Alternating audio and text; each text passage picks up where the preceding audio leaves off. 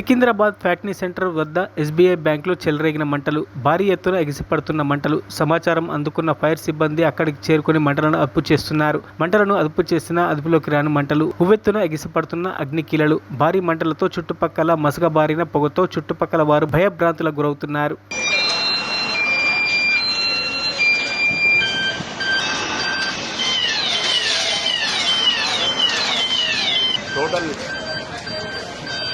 Family same లేవు sir, family same లేవు.